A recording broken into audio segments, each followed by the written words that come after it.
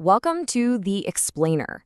Today, we're digging into an argument that completely flips the common narrative of the war in Ukraine on its head. The source we're exploring says that to understand the explosion of 2022, you first have to find the fuse. And they argue that fuse was lit decades ago. You've heard this a million times, right?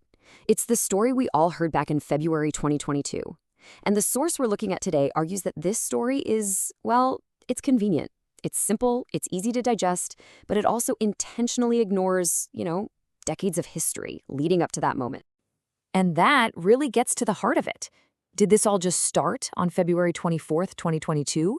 I mean, if you hit rewind on the history tape, what do you see? According to the source material we're covering, the answer is a big, emphatic yes. A different picture does emerge. They say the seeds of this thing were planted way, way back. Okay, so where do we start? Well, our first stop is a whole series of really explicit warnings. And these weren't just from Russian leaders. What's maybe more surprising is that some of the loudest warnings came from very seasoned American diplomats. And we're not talking about subtle hints here. These were screaming red flags. Yeah, take this one. You might think that came from someone in Moscow, right? Nope, that's George Kennan. If you know your history, that name is a big deal. He was the guy who literally wrote the playbook for America's Cold War containment strategy.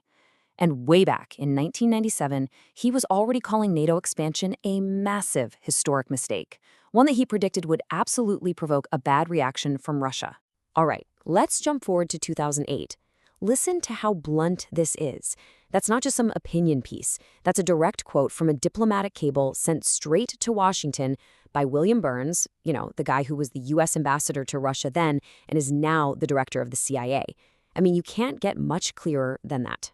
And it's not like the Americans were just reading tea leaves. A year before Burns even sent that cable, Vladimir Putin himself stood up at the Munich Security Conference and basically said it out loud to a room packed with Western leaders. The point being made here is that he wasn't being coy about it. He spelled it out for everyone. So let's put this on a timeline to see what was actually happening. You can see how NATO kept moving east. In '99, you have Poland, Hungary, and the Czech Republic. Then in 2004, bam, the Baltic states join, right up on Russia's border. But the real kicker, according to this analysis, is that 2008 Bucharest Declaration. That's when NATO put it in writing. Ukraine and Georgia will become members. They basically walked right over that brightest of all red lines we just talked about. All right, so if 2008 was the moment the promise was made, the source we're looking at argues that 2014 was when things got real. This is where the story shifts from warnings and red lines to, well, what the author calls direct intervention. And this leads us to a pretty central and, let's be honest, very controversial claim in this analysis. The argument is that the 2014 Maidan uprising, it wasn't this purely organic, spontaneous thing. The source alleges it was actively assisted, shaped, and even orchestrated by Washington. So where does a claim like that even come from? Well, the article points to this number, $5 billion. That's the figure that Victoria Nuland, a top U.S. diplomat at the time, openly said the U.S. had spent in Ukraine since 1991 to support its, quote, democratic aspirations. So the source is really asking a question here. Was that just innocent democracy building, or was it more of a long-term play to pull Ukraine away from Russia and into the West's corner? And then there's the infamous leaked phone call. You might have heard about this one. It's where you can hear Victoria Nuland talking with the U.S. ambassador about who should be in Ukraine's new government. And what's her take on the guy who would become prime minister? Yats is the guy. The source presents this as Exhibit A, arguing this isn't how diplomacy works, it's how an empire picks its players. To really drive this point home, the author uses a pretty stark analogy. They remind us that U.S. Senator John McCain literally stood on a stage with protesters in Kyiv. And then they ask us to flip the script. Imagine a top Russian politician showing up in, say, Ferguson during the Black Lives Matter protests. How would that have gone over in the U.S.? The source suggests we'd all be calling it what it is, foreign meddling, plain and simple. So what happened after 2014? Well, according to this analysis, it definitely wasn't a peaceful, happy transition. Instead, it was the beginning of a whole new chapter, a brutal 8-year-long war in eastern Ukraine that, frankly, a lot of the world just forgot about. And here's the crucial next step in the timeline. After the pro-Russian president was forced out in Kyiv, the Donbas region in the east of the country basically exploded into conflict. The new government in Kyiv sent in the army, and a bloody civil war kicked off between Ukrainian forces and Russian-backed separatists. And the cost of that forgotten war was just huge. Look at this number. 14,000. That's not a guess. That's the number of people the UN and other international observers say were killed in that conflict between 2014 and the end of 2021. So for 8 years before the big 2022 invasion, people were dying in trench warfare, from shelling, from sniper fire. It was already a war zone. And that right there is the core point of this section. The idea that February 2022 was the start of the war, while this author says that just erases almost a decade of bloodshed.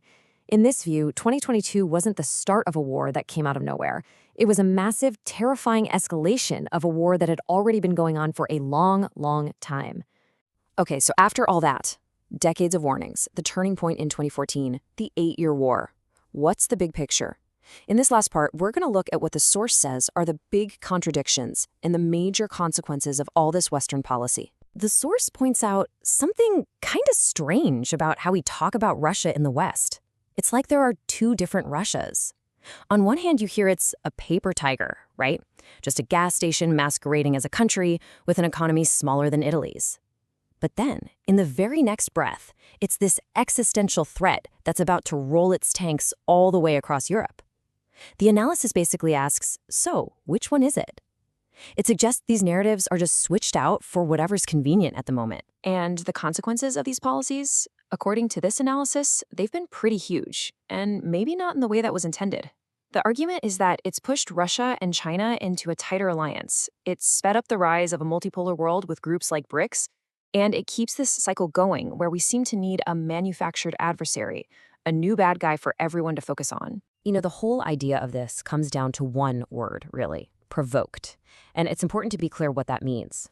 To provoke something doesn't mean you justify what happens next. It just means you deliberately poke and poke and poke at something until you get a reaction. And that's the lens this offer is asking us to use when we look back at the last 30 years.